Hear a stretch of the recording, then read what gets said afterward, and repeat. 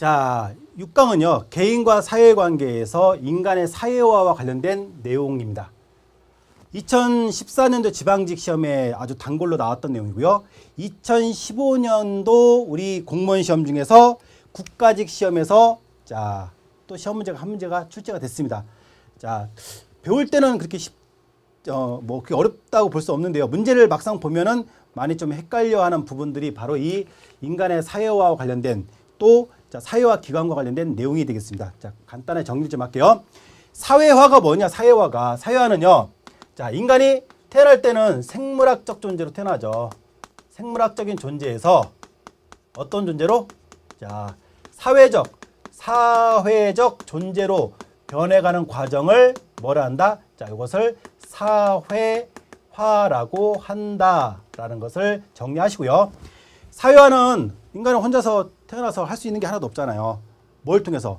이 사회화를 통해서 인간이 비로소 사회적 존재로 변하는 과정인데요.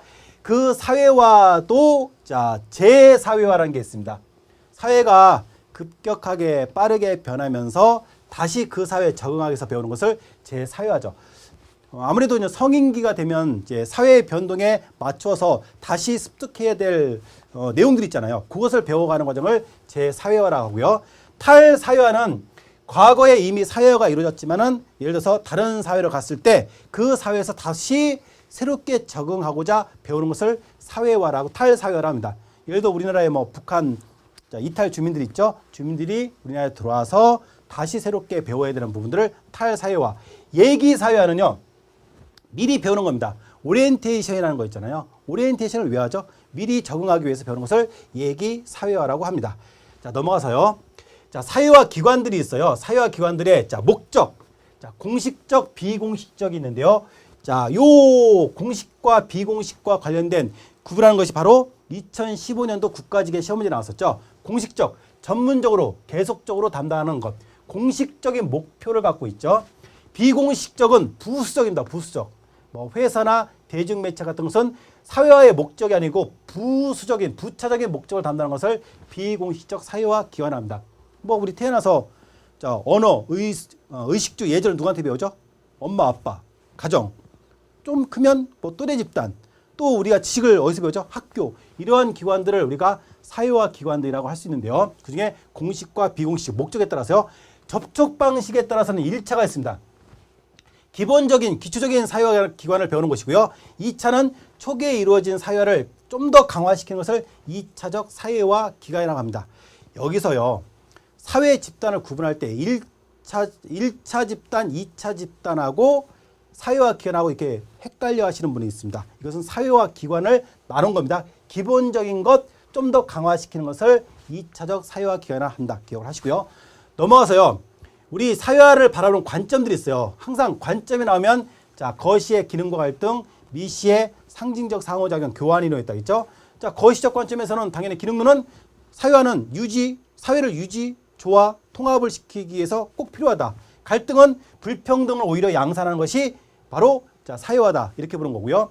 한 장 넘어가서요. 미시적 관점에서요. 상징적 상호작용은 결국은 거울 속의 자아입니다. 거울 속의 자아. 내가 거울을 보고 거울아 나는 참 예쁘지. 또 나는 공부를 잘하지. 이렇게 판단하는 것도 상징적 상호작용이 될 것이고요. 그러한 사람들과 그러니까 개인과 개인의 관계에 있어서 자, 배워가는 과정을 상징적 상호작용이라고 합니다. 타인의 어떤 행동을 통해서도 자, 이해하고 또 사회화를 배우는 과정을 우리가 뭐라고 하죠? 자, 상징적 상호작용이죠. 형이 있어요. 누나가 있어요. 언니가 있어요. 오빠가 있어요. 하는 행동을 보고 배워가는 것도 상징적 상호작용이라고 보시면 되겠습니다. 넘어가서요. 자, 지위와 역할인데요. 지위라는 것은 자, 두 가지가 있어요. 기속적 지위와 성취지위가 있는데요. 자, 기속적 지위는 이미 태어날 때부터 결정된 지위고요. 성취지위는 능력과 노력에서 얻는 지위를 성취지위라고 합니다. 자, 넘어가겠습니다. 중요한 거는요. 자, 역할입니다. 역할인데요.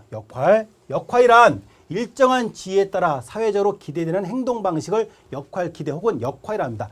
이 역할과 역할 행동을 잘 구분할 줄 알아야 돼요. 역할 행동은요. 구체적으로 이루어진 행동을 역할 행동입니다. 그렇다 보니까 그죠? 잘하면 보상이 따르고요. 못하면 그죠? 제재, 비난을 받게 되는 것이 역할 행동입니다. 역할과 역할 행동을 잘 나눠서 정리하시고요. 역할은 역할 갈등이 있죠. 서로의 역할이 충돌되는 문제가 생기죠. 자, 역할 긴장, 하나의 지위에 상반되는 여러 가지 역할이 자, 요구되어 충돌되는 현상이죠. 뭐 학교의 선생님, 때로는 엄격함, 때로는 자유로움, 충돌되는 현상이고요. 역할 모순, 두 가지 이상의 지위에서 충돌되는 겁니다. 엄마, 회사원, 역할 모순이 되겠습니다. 그래서 역할 갈등의 역할 긴장과 역할 모순을 자, 나눠서 잘 정리하시고요. 역할 갈등이 발생했을 경우 그 문제를 어떻게 해결할 것이냐. 적절하게 우선순위를 두거나 상호 조화를 이루는 것이 중요하더라까지 정리를 하시면 되겠습니다. 다시 한번 말씀드리지만요. 잘 나옵니다. 예, 잘 나옵니다. 2014년도 지방직 문제를 한번 풀어보세요. 또 2015년도 자, 국가직 문제를 풀어보면 어떻게 출제가 되는지는 여러분들이 잘 아마 이해가 되실 거라고 생각하고요. 헷갈리기 때문에 잘 출제가 된다는 거 여러분들 명심하십시오. 감사합니다.